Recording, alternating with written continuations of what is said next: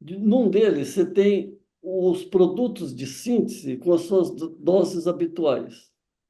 E no outro, você Uhum. tem os fitoterápicos, vitaminas, etc., com as doses habituais. Então, você tem liberdade para misturar o que você quiser sob sua responsabilidade. Se você fizer besteira, e, sabe, vai preso, né? Mas Uhum. você pode misturar uma calêndula, por exemplo, com nafazolina, sem precisar fazer pesquisa clínica. Por quê? Porque sabe-se que tanto a calêndula como a nafazolina naquelas concentrações são usuais, sabe? Não existe muita possibilidade de ter algum problema, uma vez que são fármacos já estudados há muitos anos, né?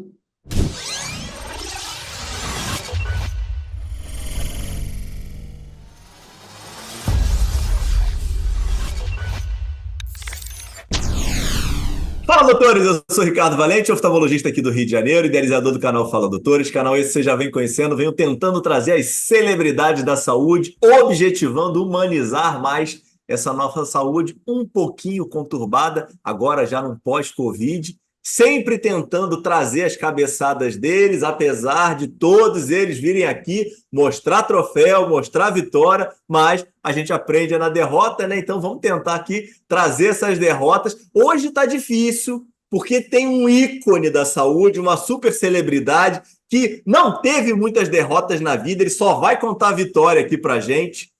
Grande Acácio Lima, farmacêutico de formação pela USP, sócio fundador da Grande Oftalmos, ex-presidente da Academia de Ciência Farmacêutica do Brasil, passagem por Allergan, hoje grande presidente aí do Conselho de Administração do IPEPO. Muita história, muita jornada, vou aprender demais e espero que vocês aprendam também. Fala, querido Acácio, tudo bem? Boa noite, Ricardo. Tem muito elogio aí, esquece tudo. É um prazer muito grande, Ricardo, nessa fase da vida, contar um pouco do passado, né? Um pouco dessa trajetória. Na verdade, Ricardo, eu acho que é uma vida de quem se dedicou ao que gosta, né? Às vezes, dando aula, assim, eu brincava com o pessoal, você tem que ter vontade de sair de casa e vontade de voltar para casa, né? Tem que ter vontade de ir trabalhar e vontade de voltar para casa, né? Tem que fazer coisas que você gosta, né? E minha vida foi mais ou menos assim. Filho de um pai dentista, uma mãe professora, morando no interior, numa cidade onde a diversão era frequentar a biblioteca, né? Eu acho que eu li muito, não lembro absolutamente de nada do que eu li, mas eu li muito, né? E Isso era motivação familiar ou era a sua realidade mesmo que tinha para a hora? é interessante, né, Ricardo? Em casa tinha uma biblioteca relativamente grande. Era uma época que os viajantes passavam e vendiam coleções, né? Coleção de Machado de Assis, coleção do Monteiro Lobato. Eu tive hepatite uma vez e meu pai me deu uma coleção, uma enciclopédia, Enciclopédia Prática Jackson. Eu li a Uhum. enciclopédia inteira. Eu não podia, eu jogava basquete, frequentava clube, né, aquela coisa, mas tinha que ficar em casa. Fiquei lendo, eu li a enciclopédia inteira, né? Mas chegou na época do vestibular, meu pai falou: vai fazer odontologia, você tem minha clínica, tem meu consultório, né? Eu prestei vestibular para odonto, entrei na USP, né? Eu tinha lá meus 17, 18 anos e entrei na antiga Faculdade de Farmácia e Odontologia, na Rua Três Rios, um prédio maravilhoso, tombado, hoje em dia é um centro cultural. E lá eu comecei a frequentar odontologia e conheci o curso de farmácia, né? E gostei daquele currículo, sabe? Era mais movimentado do que a escola de farmácia, sabe? Apesar que os laboratórios sempre me fascinaram. E lá tinha química, biologia, bioquímica, genética, botânica, farmacognosia, que eu não sabia nem o que que era, né? Que é a obtenção de fármacos Estamos extrativos. falando em que ano isso, Acácio? Ah, Contextualizando aqui momento. olha, Ricardo, em 1967. Em 66 eu entrei no odonto, depois eu larguei, prestei vestibular de novo e entrei na farmácia. Daí já tinha mudado para a cidade universitária, sabe? E você Então, morava onde essa época? olha, eu nasci no interior e até o vestibular eu morava no interior. Quando eu entrei na USP, no começo eu morei com um amigo num apartamento do pai dele, e depois meu pai comprou um apartamento ali em Pinheiros, e eu morei alguns anos sozinho num apartamento pequeno, num daqueles predinhos simpáticos de 3 andares, né? E Uhum. muito perto da rua onde morava o pessoal da arquitetura. Na época tinha uns personagens famosos que moravam ali, o Paulo e o Chico Caruso, sabe? Que estudava arquitetura na USP. E, e ali, até o dia que invadiram o CRUSP, né? A polícia invadiu o CRUSP, eu levei para casa 2 amigos, né? Que moravam no CRUSP e de repente ficaram sem teto. E daí eles foram meus companheiros de vivência, de morar em casa, moramos em três naquele Ah, apartamento. você instituiu uma república, então, no teu Institui apartamento. uma república, exatamente, sabe? Mas, Exatamente. mas, ela, mas ela era remunerada? Como é que Não, funcionava isso? não, Foi era seu primeiro cortesia. empreendimento? Não, era cortesia e a gente só dividia as despesas, um deles cozinhava super bem. É um exercício de democracia você morar numa república, sabe, Ricardo? Você começa a aprender o que é Imagina. democracia, o que é respeitar os direitos dos amigos, etc e tal, sabe? Foi muito bom, foi uma época meio Não, turbulenta. e é isso que eu ia contextualizar, né? Foi uma época de ditadura, de opressão, né, que vocês estavam vivendo, e a USP era um celeiro de, vamos colocar aí, de resistência, né, dentro da estrutura. A força que a USP teve politicamente para o país foi muito relevante, né? Sim, apesar que nos cursos tipo farmácia e bioquímica, a participação política era muito baixa. A participação política maior era na filosofia, arquitetura tinha uma participação grande, sabe? Mas não era toda a universidade que participava, não. A minha escola tinha uma Entendi. participação boa. É interessante, Ricardo, que as reuniões de centro acadêmico tinham direita e esquerda, né? Isso sempre teve. Mas os professores participavam, sabe? Uhum. Pois, os professores participavam das discussões, era muito interessante. Tinha dia que terminava a discussão com um corredor polonês da polícia lá e todo mundo passando no meio do corredor, sem agressão, sabe? Mas era complicado. A gente não Era sentiu só muito. opressão, né? É. A invasão do CRUSP foi um ato de violência, assim. De repente ficou um monte de gente sem ter onde morar, né? Mas, por outro lado, o CRUSP eu tive algumas situações maravilhosas, né? Eu cheguei a pegar Elis Regina e do Lobo e Chico Buarque ensaiando num banquinho na cidade universitária para uma E apresentação do CRUSP, né? isso Sabe? daí é para poucos, hein? É poucos. E era uma época também que ninguém tinha carro, sabe, Ricardo? Então, os almoços eram ali, um dia na biologia, outro dia no Butantã. A refeição no CRUSP custava não sei o quê, sabe? Não sei se era um cruzeiro, o que que era, mas o valor era um. Equivaleria hoje talvez a R$ 1 ou R$ 2, sabe? Alguma coisa assim, né? E o pessoal E, reclamava.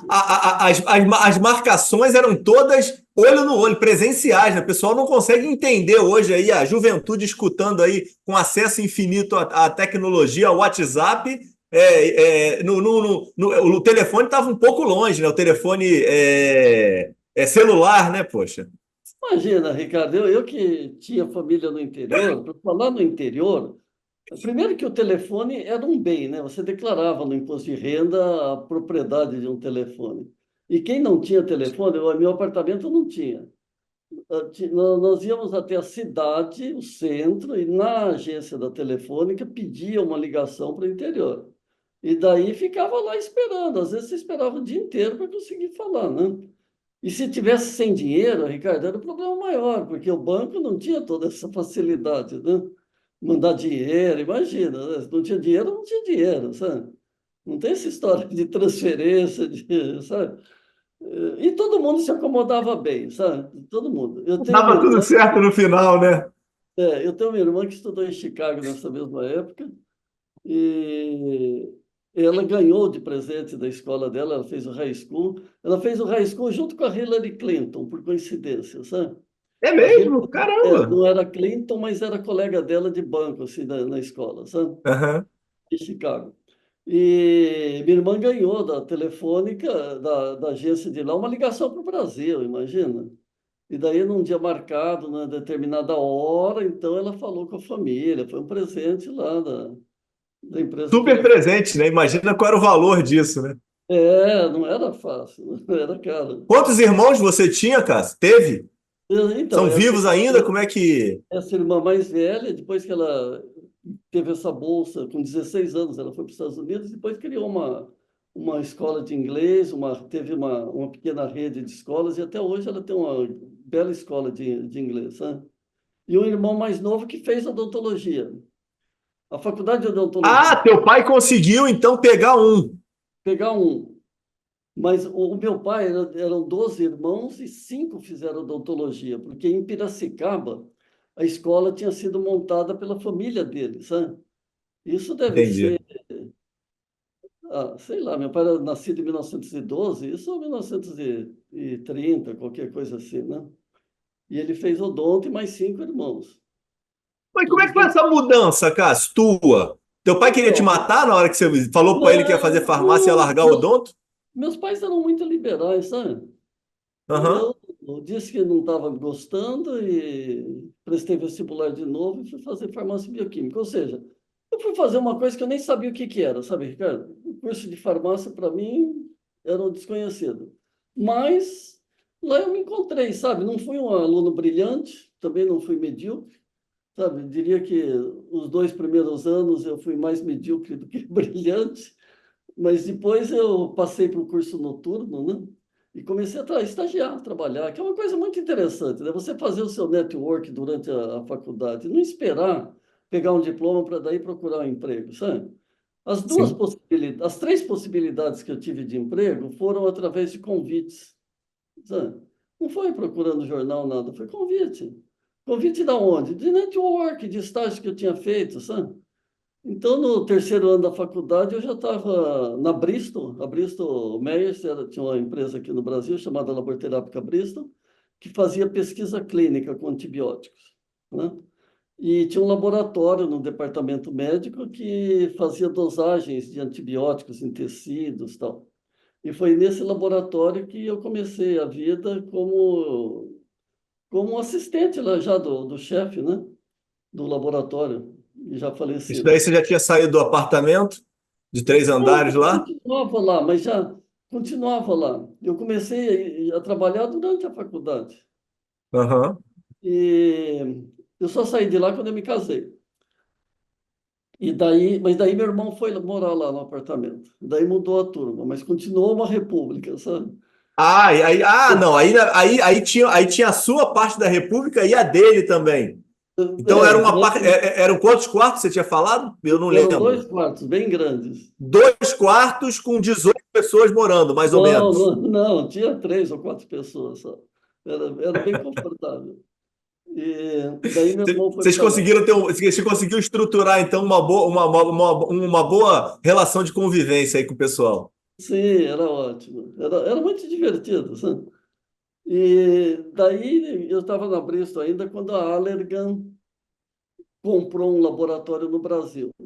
Esse laboratório chamava LOC, Laboratório Oftalmológico Kerato. Era um laboratório interessante. Era o doutor Adriano Bonanome, o principal acionista, proprietário, que era um médico oftalmologista. E as fórmulas eram interessantes. Tinha uma grande linha de colírios, pomadas, tinha vitaminas, sabe? E a Allergan comprou esse laboratório e me convidaram para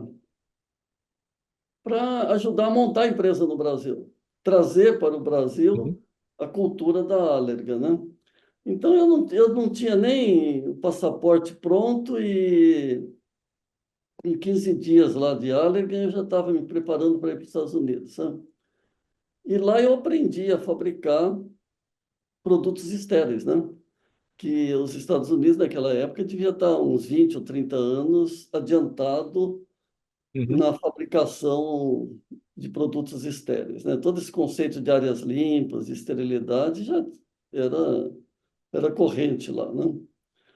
E durante muitos anos eu fiquei na Allergan, até o dia que praticamente o Gavin Herbert, que era o principal dono, ele me convidou para ir para os Estados Unidos, morar lá na Califórnia e dirigir a parte técnica dos laboratórios que ele tinha. Naquela época era muito comum as empresas terem laboratórios esparramados no mundo inteiro, sabe? Hoje em dia, Aham. o Uhum. jeito é ter uma matriz e exportar, né? Uhum. Não tem mais aquela proliferação de laboratórios.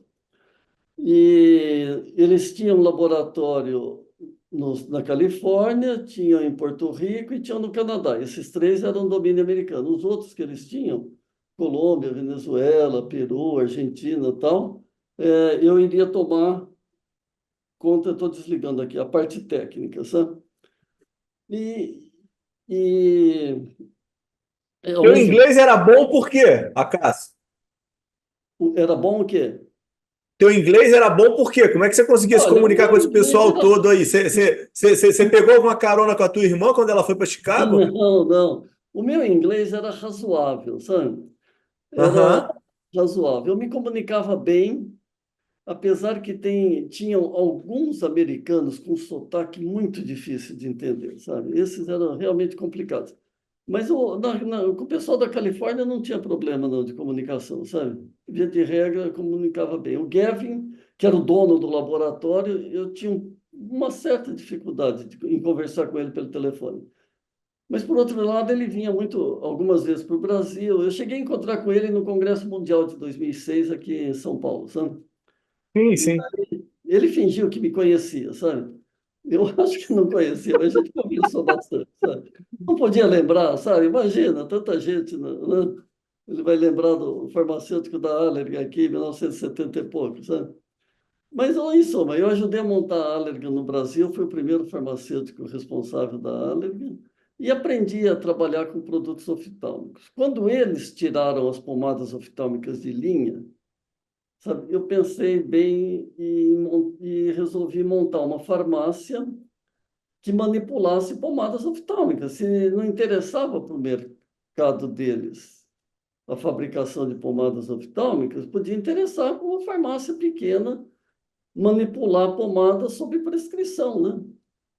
Que ano isso, Acácio? Mais ou menos. Olha, eu fundei a Oftalmos em 83. Então, 83. E qual era mais ou menos esse tamanho de mercado que eles não quiseram e você achou interessante explorar? não era grande, não, Ricardo. Eu não, é difícil, Começa difícil. onde, Acácio? Começa onde a empresa mesmo? Aí mesmo em São Paulo? Aqui em São Paulo, o, Capital? era capital. O laboratório Loki era na Vila Mariana e eles compraram esse laboratório, que nós reformamos, eu participei da reforma e adaptamos para os moldes americanos. Nós trouxemos dos Estados Unidos uma esterilizadora óxido de etileno que em São Paulo não tinha desse tamanho, que era uma esterilizadora que dava para colocar uns dois automóveis dentro, sabe? Então, eu colocava os frascos plásticos de um lado e o frasco plástico saía do outro lado, dentro da área limpa, já pronto para ser usado estéreo, sabe? Tinha uma área de Aham. descontaminação química, de aeração, né, para tirar o resíduo de óxido de etileno. E era um conceito que não tinha no Brasil naquela época, né? Não tinha quem fabricasse áreas limpas, né? Estava começando Mas por que eu estava perguntando na história de mercado? Eu estou querendo saber qual foi o tamanho do risco que você tomou. Porque você estava lá dentro da empresa, estabelecido, e inventou um desafio meio grande, né? Para era a minha grande, visão aqui. era grande, mas se você pensar no desafio, você não monta, Ricardo. Se você fizer muita conta, eu fiz uma pesquisa de mercado. Imagina, eu consultei 10 oftalmologistas na época e todos disseram que achavam meio difícil, porque não tinha esse conceito de prescrição. Ninguém receitava para manipular nada. Sabe, as farmácias de manipulação estavam iniciando. Aqui em São Paulo hoje eu não sei quantas tem, mas vamos dizer, eu sei que a Anfarmag, que é a sociedade que congrega as farmácias magistrais, ela tem por volta de 8.000 farmácias associadas. Aqui em São Paulo, a minha e mais duas ou três foram as primeiras Aham. primeiras daqui de São Paulo. Na América Latina não tinha nenhuma farmácia que manipulasse colírios, sabe? Nos Estados Unidos tinha uma farmácia chamada Lighters, na Califórnia, que fazia produtos estéreis, então eles faziam colírios, né? E, e outros produtos. Até hoje ela existe, ela não é, ela faz muito oftalmologia, mas não é uma farmácia que faz só oftalmologia. Faz produtos estéreis para disfunção erétil, faz um monte de coisa, sabe? Os oncológicos todos, né? Os Uhum. fracionamentos de Avastin, tudo aquilo. Então, E eu você nunca. tinha, você tinha falado da relevância e da importância do network na vida aí do jovem, durante a faculdade. Nesse momento que você decide criar a empresa, você já tinha já uma rede de networking que ajudou você a fazer a empresa prosperar? Olha, não, eu tinha uma rede de network, porque eu participei de entidades, eu acompanhei mais ou menos de perto vida de centro acadêmico, sabe? Então eu tinha um network pessoal que foi de onde vieram dois convites, além desse da Allergan, para eu trabalhar, que foi um da Pfizer, que era uma posição muito boa na Pfizer, na área de produção industrial, e outro da Johnson Johnson, que era Uhum. o Walter Pohl, que era o diretor lá, me convidou para trabalhar com ele lá na Johnson, em São José dos Campos. São empresas grandes e esses convites vieram por causa do network. Eu conheci o Walter Pohl, não lembro da onde, o Antônio Carlos, que era o gerente da Pfizer, né, era o farmacêutico, o diretor industrial, que me convidou. Então, o network é importante para todo mundo, Ricardo, né? Sim, sim, E então eu essa concordo coisa totalmente. e você pegar o diploma já tendo experiência é muito diferente do que pegar o diploma e daí pensar, bom, agora onde eu vou trabalhar, né? Isso vale para qualquer profissão, vale para o médico, vale para o farmacêutico, vale para todo mundo, né? É até um conselho. Quanto tempo, Acácio, desse teu primeiro passo aí dentro da oftalmos, de pegar, estruturar aí toda essa questão das pomadas, até você falar, poxa vida, deu certo aqui o minha empreitada. Olha, Ricardo, eu montei em 83 e em 84 eu já tinha um trabalho publicado com a metilcelulose que eu tinha feito para cirurgia de catarata. Então estavam começando as cirurgias de catarata com implante de lentes e o Rilon, que era o produto que era usado, custava US$ 100. Uma lente custava 400, o Rilon custava 100, né? Então era um produto caro. Então eu resolvi fazer o viscoelástico com metilcelulose, né? Por que metilcelulose? Porque era o veículo que a Alcon usava nos colírios, né? A Alcon usava o veículo isópto, né? Isópto carpine, isópto não sei o quê, que era exatamente a metilcelulose. E a Allergan usava o termo liquifilme, né? Uhum. Liquifilme era o álcool polivinílico da Allergan, né? Então, os dois laboratórios disputavam qual tinha o melhor veículo, né? Qual era a melhor lágrima artificial, né? Se era a lágrima artificial da Allergan com álcool polivinílico ou a lágrima artificial da álcool com metilcelulose. Então, essas duas moléculas já eram de conhecimento, assim, da farmacotécnica, né? E daí foi com metilcelulose. E daí foi um relativo sucesso, né? Porque usava um produto que custava US$ 100, de repente o meu custava o equivalente a US$ 10. Primeiro que nessa empreitada, né, eu conheci mais de perto o professor Rubens Belfort, que era o professor titular da Escola Paulista, que soube por um residente que eu estava fazendo isso. E daí ele me perguntou, você está fazendo? Eu falei, estou. Olha o network aí, ó. Quando estiver pronto, traz aqui, vamos testar isso na escola, né?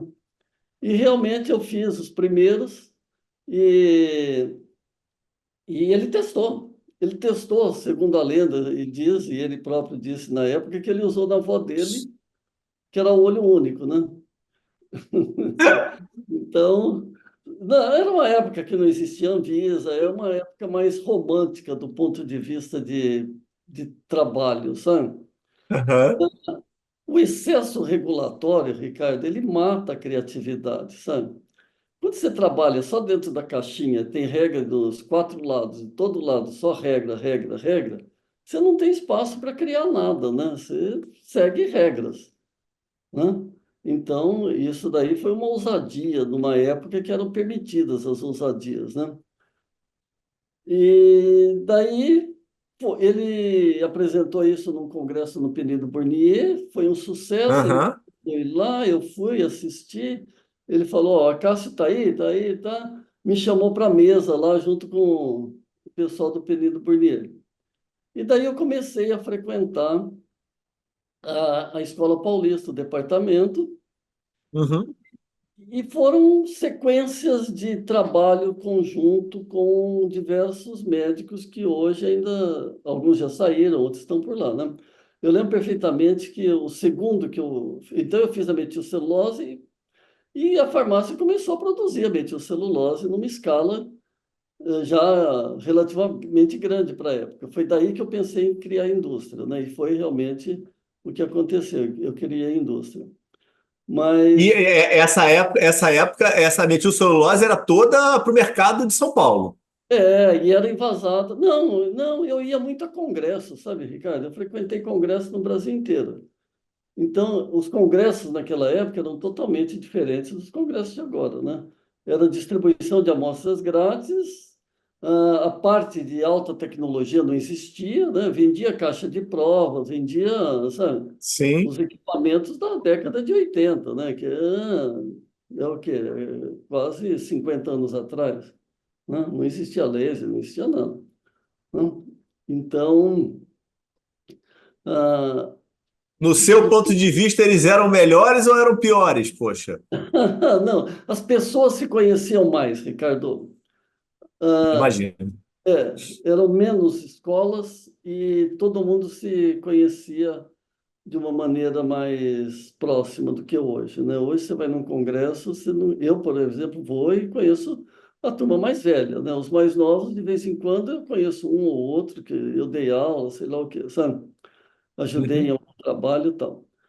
Daí eu ajudei a fazer um trabalho para o Walter Amorim, que ia fazer o doutorado dele, glaucomatólogo, e eu fiz um gel de pilocarpina que mantinha a pressão ocular durante todo o dia, com uma única aplicação do gel. Depois eu ajudei na tese da Marta Sartori, que substituía o vítreo com essa mesma metilcelulose adicionada de um antibiótico, que eu acho, não lembro se era gentamicina ou tobramicina, acho que era tobramicina. E assim eu fui ajudando pessoas a produzirem trabalhos científicos, teses, etc. e tal.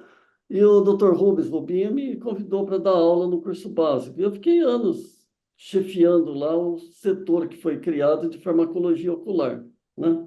Como voluntário. Minha vida na universidade sempre foi de voluntário, né? Trabalhava por prazer, não por obrigação. E nisso, há pouco tempo, eu dei uma levantada. A gente tem cerca de mais de 200 trabalhos com agradecimento, tese de mestrado, livre docência, doutorado, Caramba, que absurdo, que legal. onde tem ou meu nome ou o nome da empresa. Agradecimento para a empresa. Por quê? Porque, de repente, eu Legal, legal, dei parabéns, alguma pessoal. coisa, tal, né? E tal. E não só na área médica, como veterinária, né? Então, essa proximidade da empresa com a universidade é muito importante, Ricardo. Se for dos Estados Unidos, isso existe muito, né? As empresas, a universidade pesquisa para as empresas, né? É difícil uma empresa farmacêutica, por maior que seja, Ricardo, manter um departamento de pesquisa. A partir do momento que você monta um departamento de pesquisa, você já começa a ficar velho. Uhum, uhum, uhum, Por uhum, quê? Porque uhum. tem que Sim, manter sim. aquilo, tem que manter aquela estrutura, tem que manter. A criatividade já começa a diminuir. Hoje em dia, quem produz medicamentos novos são centros de pesquisa multiprofissionais, multicêntricos, né? Multidisciplinares, que trabalham focados em alguma doença, né? Então, lá tem um grupo de cientistas, a Genentech, por exemplo, tem um grupo de cientistas fantástico, né? O grupo de cientistas da Genentech provavelmente é maior do que o da USP, né? Em todos os seus campos. Uhum, uhum. Então, são eles que produzem os novos medicamentos, são eles que produzem esses blockbusters que vendem bilhões de dólares por ano, né? Então, foi assim, eu montei a empresa e a farmácia ajudou a Você montar. consegue falar aqui dentro dessa história que a metilcelulose foi um super case aí de sucesso dentro dessa tua história? Ah, não tenho dúvida, né? Até Mudou, hoje, mudou o patamar aí dessa tua jornada. é um case. Até hoje ela é líder de mercado, né? No começo era num frasquinho, você tinha que aspirar ela num frasquinho tipo penicilina, eu aspirava com a seringa, vinha cheia de bolha, né? Eu tenho a impressão que a primeira metilcelulose do mundo envasada em seringa foi nossa, né? A Alcon depois fez uma metilcelulose, mas muito depois da nossa, né? Então, o E invase. quando é que vocês aumentaram a produção, Acácio? Olha, a gente, com o tempo, na verdade, hoje em dia, a gente tem um robô que invasa as seringas, né? Porque o problema da contaminação na seringa, Ricardo, é a mão de obra, né? É o homem que leva a contaminação para dentro do produto, né? Então, a partir do momento que se elimina o ser humano na manipulação, no invase, na fabricação, quanto mais se eliminar, mais seguro você fica. E o nosso invase é robotizado, não tem ninguém trabalhando. A pessoa fica do lado da área do fluxo laminar, né? No fluxo laminar é um braço de robô que invasa tudo, ele coloca a borrachinha, põe na seringa, tudo.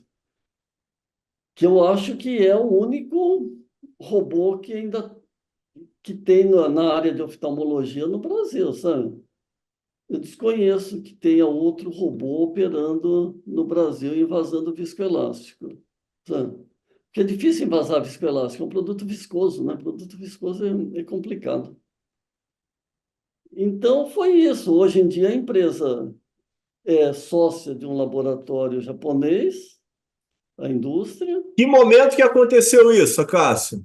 Isso aconteceu, eu acho que há 6 ou 7 anos atrás, mas antes disso, o laboratório já tinha sondado. A gente teve várias empresas que conversando conosco para uma eventual parceria, laboratórios grandes nacionais e multinacionais, sabe?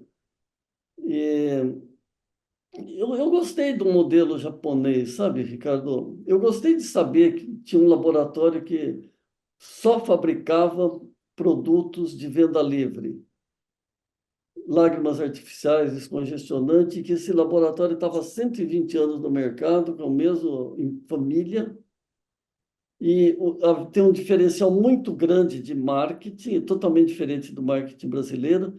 E no Japão, você tem dois manuais assim que tem as num deles, você tem os produtos de síntese com as suas doses habituais. E no outro, você Uhum. tem os fitoterápicos, vitaminas, etc., com as doses habituais.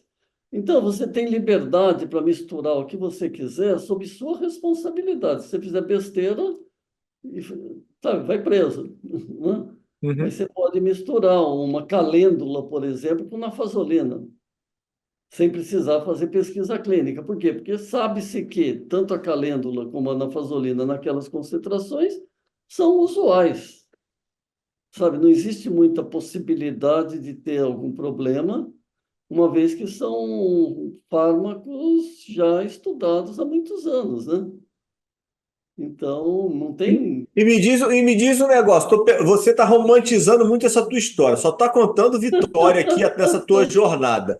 Ah, Dentro desses anos todos aí, estamos aí, já temos já 40 anos de jornada, né? já, De 40 anos. oftalmos, né? E Foi. nesses 40 anos, qual foi aí o maior momento que você falou? Vou fechar essa desgraça porque eu não aguento mais esse trabalho. Não, eu Seja nunca. sincero, hein? Não, eu nunca tive vontade de fechar, sabe, Ricardo? Pelo contrário, a primeira vez que esse meu sócio japonês tentou negociar conosco, na hora de passar o cheque, eu não topei, sabe? A gente estava lá num dos maiores escritórios de advocacia de São Paulo, tinha duas intérpretes, tinha um representante do Banco de Tóquio, e na hora de pegar o cheque eu neguei, sabe? Eu pensei bem, olhava para Eu ele, imagino como é que estava o estresse no escritório na hora que você nega esse é, cheque. exatamente. Mas é empresa pequena, não é? A gente não está falando de milhões, é empresa pequena, é outro problema. Mas eu olhava para eles e falava, por que que eu preciso vender? Eu não preciso vender. O país está bem, está indo bem. Naquela época eu achava que o país realmente estava indo bem, sabe, Ricardo? Isso Aham. há 10 anos atrás, né? Ah, depois daquilo, eu acho que o, sem contar a pandemia, né? Eu acho que Sim, complicou um sim, pouco, sim. mas não vamos falar nisso, né? Você hoje, então, olhando para trás, fez um ótimo negócio. Eu acho que eu fiz um ótimo negócio, fiz um bom negócio. O que que é um bom negócio, ótimo negócio? Você só vai saber no futuro o que foi bom, o que foi ótimo, sabe, Ricardo? O que é ótimo Ah, hoje, mas já temos uma história já, né? Pô, vocês dois juntos, né? eu, O, ja- o, Japo- acredito eu que os japoneses devem ter trazido melhorias para os teus processos, né? os japoneses, eles trouxeram melhoria no sistema administrativo, que é totalmente diferente do modelo que a gente conhece. O planejamento é para um prazo muito maior, sabe? Não é esse planejamento para 5 anos, para 3 anos, sabe? Que é um Eles têm prazo maior, Cássio? o quê? Que é um prazo Olha, maior? dizem que eles olham para os próximos 40 anos, sabe? Eu Caramba. não, eu não duvido. Não que você faça cálculos do que vai ser daqui a 40 anos, mas você pode ter um Entendi, rumo para os próximos 40 anos. Por exemplo, entendi. ah, depois que eles fizeram essa fusão conosco aqui no Brasil, eles adquiriram no exterior um laboratório de produtos de prescrição. Quer dizer, eles nunca tinham tido. Eles compraram um laboratório de produtos de prescrição. Eles têm uma fábrica agora de lentes intraoculares na Indonésia, e o mercado deles é asiático, né? E a Uhum. venda está no mundo inteiro. E, então, essa associação acho que foi boa para os dois, sabe? Eles agora enxergam um mercado que antes eles não olhavam com muito carinho, e a gente está aprendendo a conviver não com um modo de administração mais seguro do ponto de vista financeiro. Sabe, não existe exageros. Se o dono da empresa, que fatura alguns bilhões de dólares por ano, vier ao Brasil, ele é capaz de tomar um café num balcão nosso e lavar a xícara depois, Uhum. sabe? Num dos jantares, não sei se eu te contei isso, eu levei o Yamada, que é o dono, para jantar no Figueira Rubaiá, e a conversa girou em torno de barco, essas coisas. Eu não tenho barco, nada. Ele falou, eu tenho um barco em Nagasaki, não sei o quê, e me mostrou o barco. Ricardo, era um barquinho desse, de 15 pés, sei lá o quê, bom para ele, para a mulher e para a filha. Para que que ele precisa ter um iate? Sabe? Que mensagem, hein? Né? Para que que Sim, ele sim. precisa usar um relógio de, sei lá quanto, 40 mil dólares, sei lá o quê? O Yamada, uma vez, ele veio para o Brasil, ele usava um Tecnos daqueles antigos, sabe? Aqueles de Sim, quadrado. sim. Né? Isso não é coisa, é simplesmente o que ele precisa, sabe? Não precisa botar um Rolex, no, né? Eles estão sempre elegantes, Ricardo, e de uma maneira sóbria, não tem esse exagero de ter.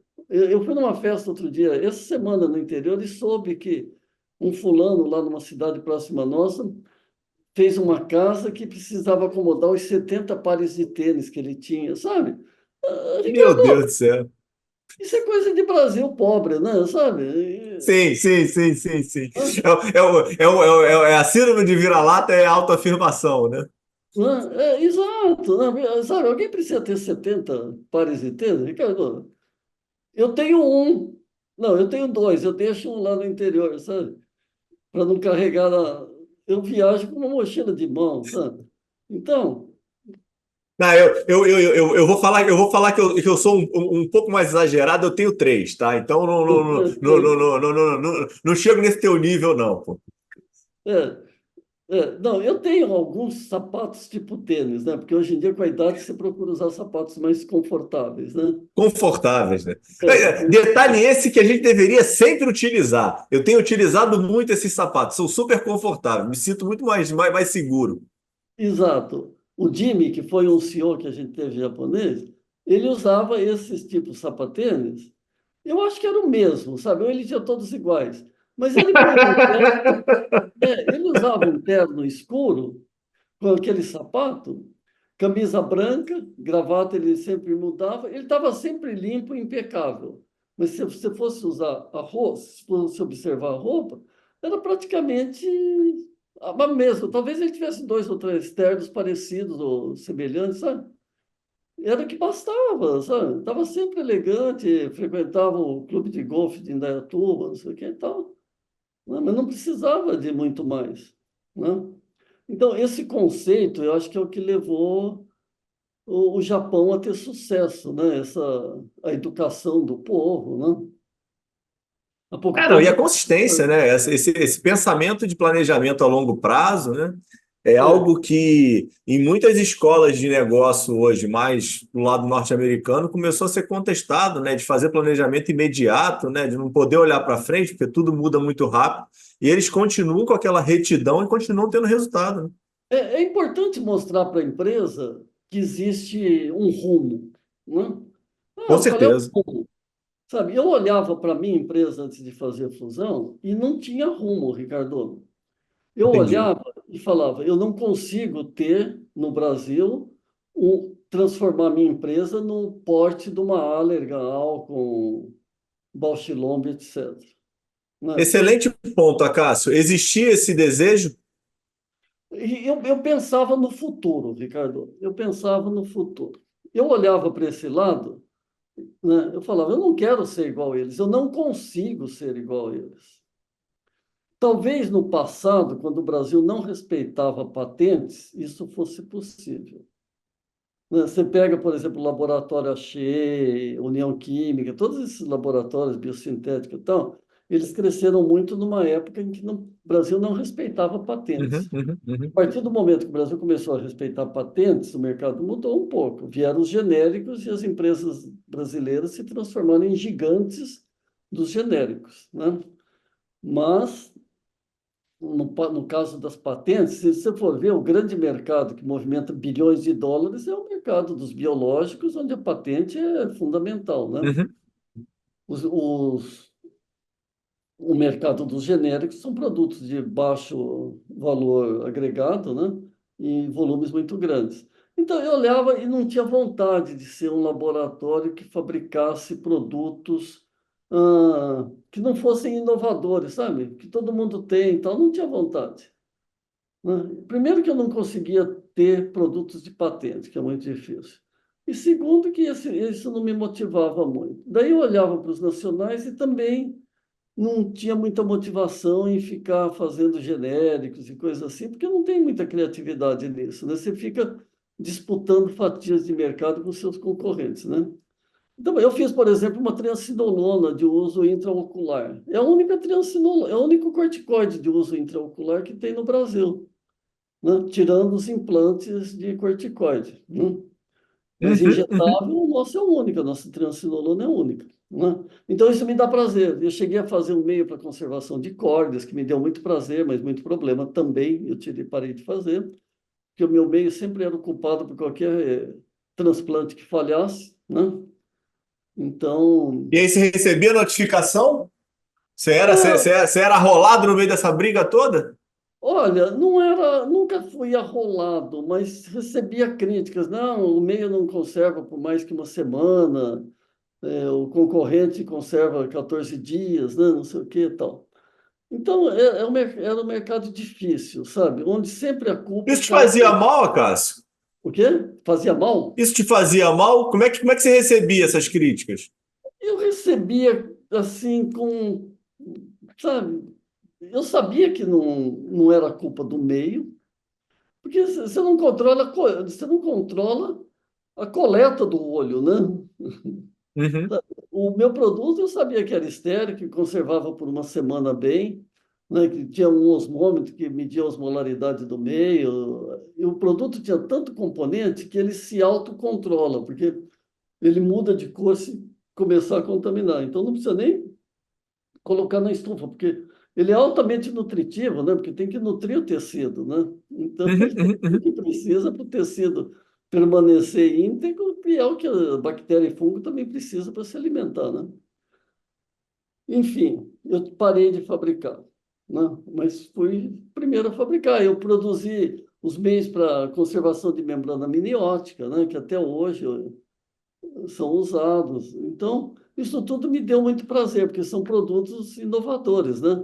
A farmácia até hoje prepara alteplase, TPA, por exemplo, que é super interessante, né? Que na verdade é um fracionamento da alteplase, que é um produto comercial, mas que permite ao médico injetar uma enzima no olho altamente eficiente em casos de derrame, né?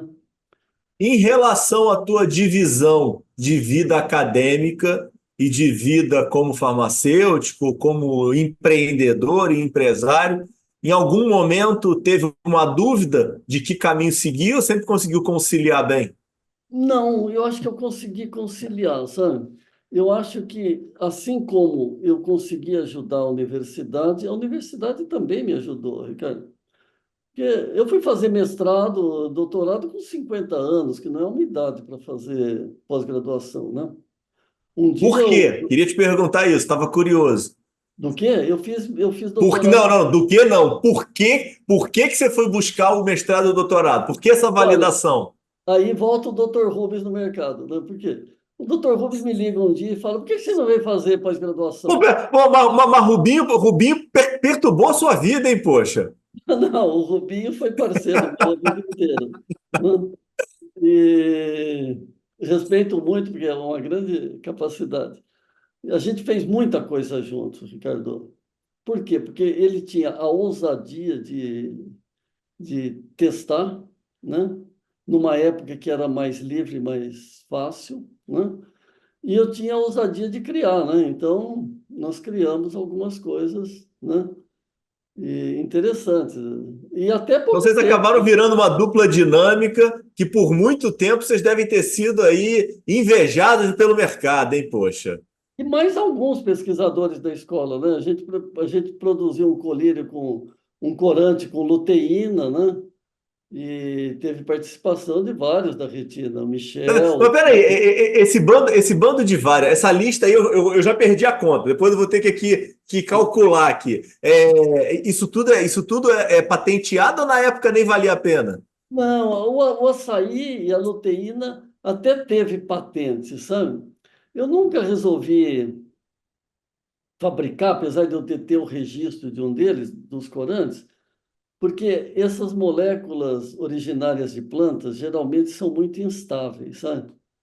Então, é muito difícil estabilizar uma molécula derivada de planta, um antocianosídeo, por exemplo, sabe? Eles são instáveis, mudanças de pH, tá? Então, não é muito fácil. E nesse caso da luteína, eu achava que teria que ser liofilizado o produto. Para fazer liofilizado, ficaria mais caro o produto. E a gente já tinha um outro corante mais barato que supria bem o mercado, né? Então, a ideia de ter um Uhum, mais caro me assustava um pouco, sabe? Mas a gente uhum. fez muita coisa. A gente fez colírio com açaí, né? Sabe? Né? Corante com açaí, Então, sabe? esse ponto aí das excursões aí de Rubim para a Amazônia e sua conexão toda com ele, eu estou aqui curioso para perguntar uma coisa. O Brasil tem mesmo um baita de um poder dentro da floresta amazônica que pode e deve ser explorado mais? Ou isso é meio que uma lenda urbana, Cássio? Como é que você vê isso como farmacêutico? Olha, Ricardo, eu vejo o seguinte: a criação de um fármaco novo, hoje em dia é feita por programas de computação, né? Você faz todas as experiências, em vez de laboratório, você faz no computador, né? Agora, a natureza forneceu e fornece algumas substâncias que são novas e que têm capacidades incríveis do ponto de vista farmacológico, né? Eu vou fazer uma brincadeira com você. Por exemplo, Deus criou todo o que precisa para fazer uma cirurgia de catarata, né? Eu posso fazer anestesia com cocaína, né, que vem da Uhum. Erythrocylum coca, é uma planta. Então, eu anestesia com isso. Eu dilato a pupila com pilocarpina, que vem do pilocarpo jaborandi. Depois, se eu quiser contrair a pupila, eu posso contrair com a tropa beladona, né, que produz a atropina. Então, a natureza me deu, eu brinco com Deus, porque, né, a coisa, Sim, sim. né? Então, vamos dizer, a natureza me deu duas moléculas, uma que contrai a pupila e outra que dilata a pupila. Né, eu posso usar um anti-inflamatório, tipo cordia verbena, que é o Acheflan, que é natural, né? Eu posso usar um anti-infeccioso, a própria penicilina, né, que é um fungo que produz, né? Então, a natureza deu praticamente tudo o que precisa para fazer a cirurgia. E fora isso, deu os viscoelásticos, né? Porque o Rilon é ácido hialurônico e a metilcelulose é um derivado de celulose de planta, né? Não, isso aí eu acho que nós cirurgiões temos que ter um imenso agradecimento aí a você, que, meu Deus do céu, pô. Se não fosse seu auxílio, nós não seríamos ninguém, poxa. Então, essa visão da natureza, na Academia de Ciências Farmacêuticas, tem o pessoal de Botucatu que acabou de criar uma vacina anti-picada de abelha, sabe? Eles trabalham lá com algumas moléculas extraídas, eles têm um serpentário, tem todo o CEVAP, que é um centro de vacinas e toxinas animais, sabe?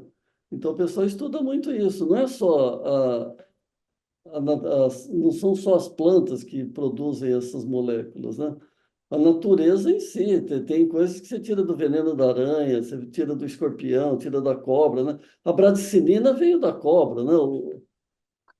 Foi talvez o primeiro fármaco produzido no Brasil, mas era extraído do veneno da cobra, veneno de cobra.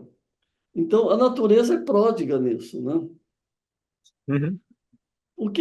Antes de existir a indústria farmacêutica, era a natureza que fornecia os fármacos, né? A natureza fornecia tudo. O, as boticas, né, usavam basicamente extratos de plantas, raízes, folhas, etc., né? Então, os laboratórios de síntese começaram a copiar essas moléculas e produzir em grande quantidade em laboratórios, né? E daí veio a época das sínteses. Agora a gente está na época dos biológicos, né? Os medicamentos estão sendo desenvolvidos para uma determinada doença, não para uma especialidade, né?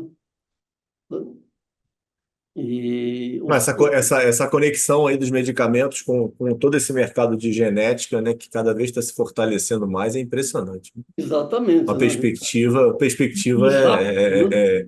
então, e rápido demais, né? A perspectiva é muito, muito, muito legal, né?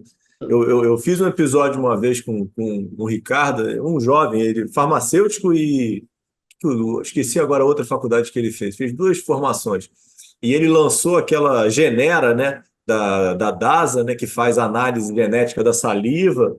E eles estão hoje com o maior número de dados da América Latina, assim, impressionante. E crescendo e trazendo tantos insights e informações, é um negócio assim de tirar o chapéu. Laboratórios tipo o DASA, por exemplo, né? Eles coletam sangue, né? Se você pegar a quantidade de sangue que eles coletam e fizer um banco de DNA e conseguir cruzar Sim, isso, né? Imagina sim, o sim, sim. conhecimento Não, é que você, impressionante. né? Não, é Pois é. ouro, né? A verdade é essa, né? Que é uma informação assim. Eu acho que ainda não, eu acho que ela ainda não foi contabilizada e tem uma dificuldade toda aí na questão de dados, questão de segurança, questão de cruzar tudo, mas é um futuro que eu acho bem brilhante. Não, Ricardo, nos Estados Unidos já tem empresas que alugam dados. Eles Uhum. entram na sua empresa, no seu hospital e alugam os dados. Durante um ano, 2 anos, eles pagam um FII lá qualquer e têm o direito de usar os seus dados. É antiético? Novo mundo, né? É um novo mundo. É um novo mundo. É o Ah, valor da. não, eu acho que esse ponto é um ponto muito peculiar aí, até de certa forma polêmico, né? Mas muitas vezes é antiético com a nossa cabeça, né? Pode ser que daqui a 3 anos deixe de ser, né? Exatamente. Né? Então, basicamente é isso, Ricardo. Outro ponto, peraí, outro ponto relevante aqui que eu também estou super curioso. Como é que a entrada aí do teu filho aí na empresa? Como é que foi aí essas trocas aí de outras pessoas participando? Você me contou aí que ele foi super bem aí selecionado e requisitado. Como é que conta um pouquinho disso? Situa um pouquinho a gente nisso. Isso é interessante, Ricardo, porque me dá a impressão que a busca pelo profissional diplomado e pós-graduado pode estar sendo ah, colocada num plano um pouco abaixo da capacidade individual do indivíduo de organizar trabalhos, formar grupos e liderar projetos, sabe? Porque isso tudo depende de características pessoais que você não aprende na escola, sabe? Então, o atual presidente da empresa, o meu filho, ele estudou administração, mas no primeiro ano ele trancou e viajou um ano pelo mundo, sabe? Foi surfar pelo mundo inteiro. Sabe? Então, ele fez na época certa o que poderia ter feito, né? E ele tem uma facilidade muito grande de liderar, de organizar esse tipo de coisa, sabe? Ah, o Guilherme, por exemplo, meu filho mais novo, ele, quando estava, fez administração também, quando estava no último ano, ele falou, pai, preciso estagiar. Falei, vem estagiar aqui. Tá bom. Foi lá, o que que eu faço? Ó, hoje pega a correspondência aí, começa a ler o que entra aí, para você começar a entender como é que funciona. Ele estava lá, um dia ele passou lá e falou, pai, tem um pedido aqui para mandar para o Peru, posso mandar? Eu falei, pode. Isso a empresa estava começando, né, a exportar. Ele viu que estava tudo errado do jeito que a gente fazia. A gente até recebeu uma multa depois. Então ele organizou a exportação, né? E ele aprendeu com isso que dá para trabalhar e ter prazer, sabe? É engraçado, as pessoas precisam ter prazer no trabalho, né?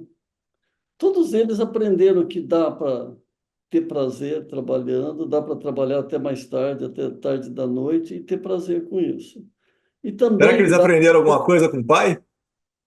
Não sei, Ricardo. Eu acho que esse exemplo familiar sempre conta alguma coisa, sabe? Não, não dá para, não dá, né?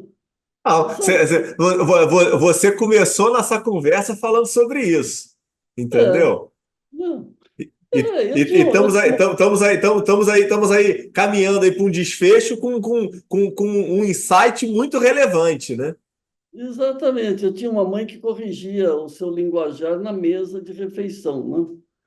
O português tinha que ser correto. Hoje em dia é pior do que era naquela época, sabe? A gente começa, né, a usar termos que não fazem parte do vernáculo, né?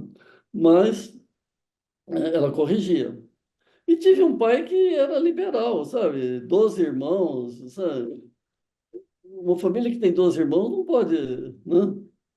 Não pode cuidar de todos, né? Então eles se cuidavam, né? E, que E fez aí, uma. nessa jornada toda, Cássio, me diz uma coisa aqui que é a pergunta que, para mim, é mais forte e mais emblemática. olhando para trás, tua trajetória e tua jornada, tem alguma mínima definição de sucesso? Olha, Ricardo, eu acho que foi uma vida de sucesso, sabe? Eu tenho uma família, eu tenho os filhos que estão bem, tenho uma ex-esposa que é minha amiga até hoje, tenho uma atual que eu gosto, sabe? Então, a empresa vai meio aos trancos e barrancos, né? Que é um livro do Darcy Penteado, não sei se você já leu, chama Aos Trancos e Nunca li. Barrancos. Ele fala do Vai, vai, Brasil, vai, trancos vai e para minha barrancos. lista. Aos trancos e barrancos, é Darcy Penteado, né? Então, a empresa vai bem e vai mal. Poderia ir melhor? Poderia ir melhor. Vai mal por quê? Porque o país ficou um país extremamente burocrático, né, Ricardo? Você sente isso no dia a dia em Uhum. tudo, né?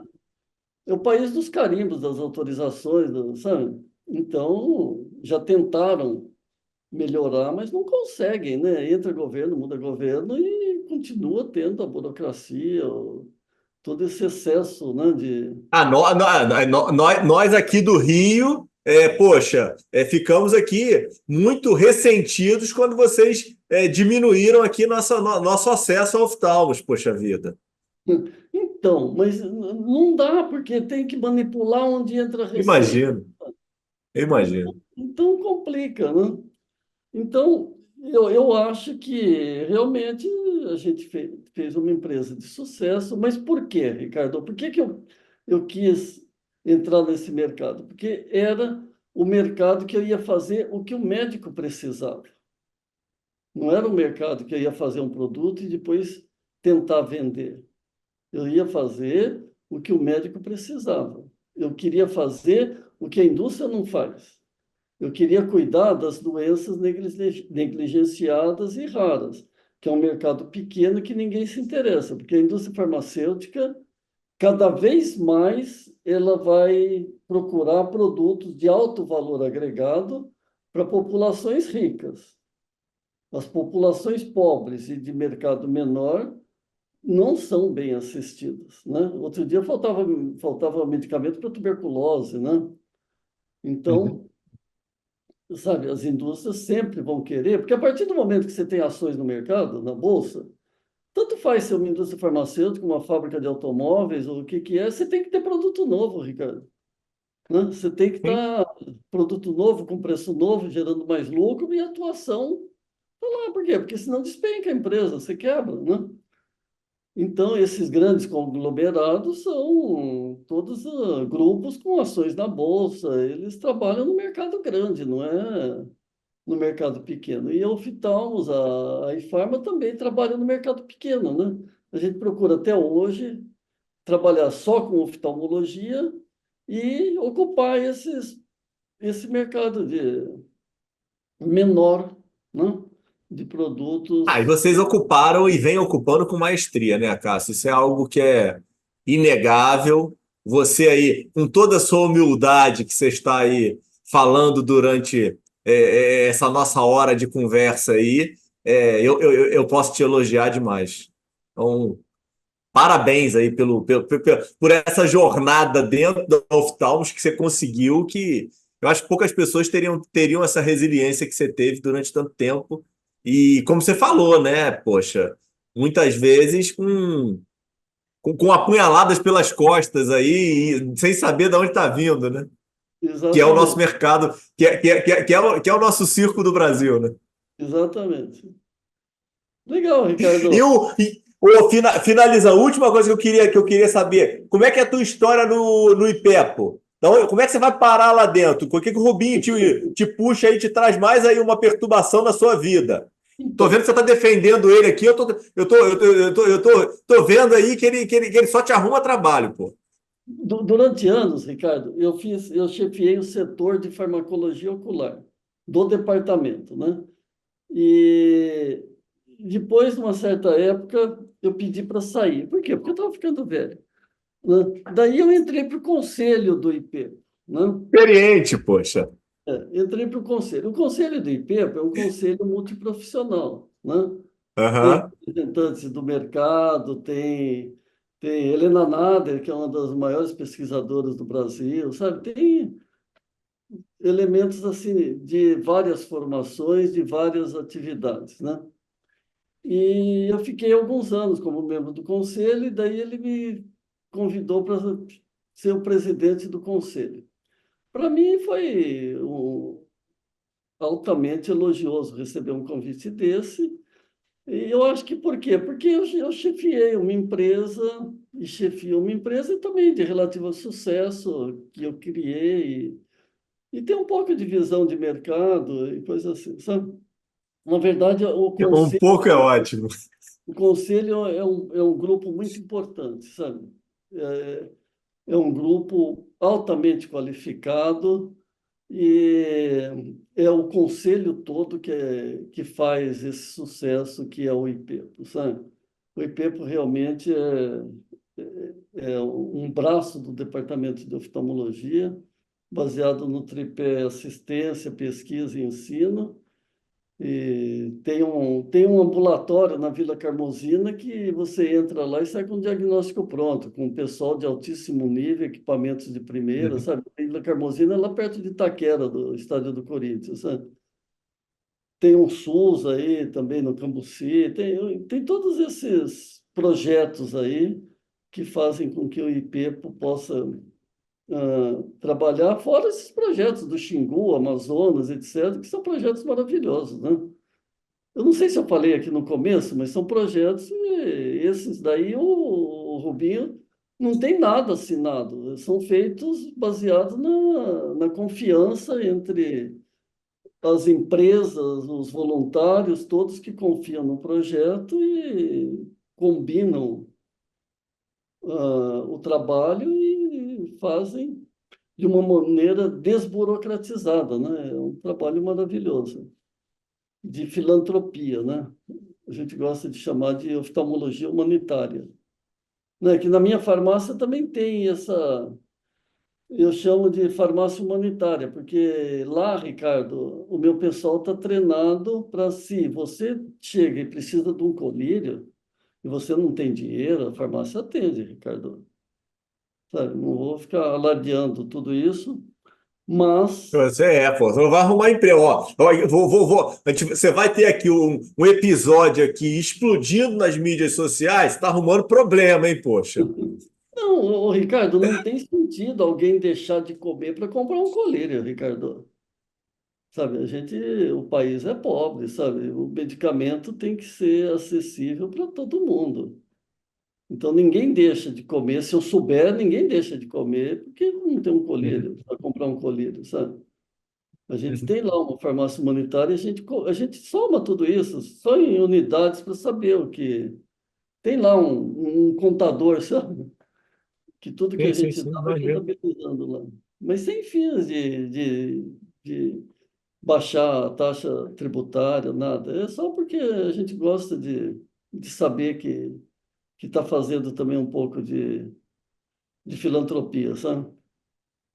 Eu acho que é Doutora uma. Cássio, é espetacular, rapaz. Você é um ícone mesmo da nossa saúde. Eu tive a honra aqui, o privilégio, de alguma forma, poder registrar para a prosperidade aí toda essa sua simpatia e humildade de altíssimo nível intelectual e cordialidade.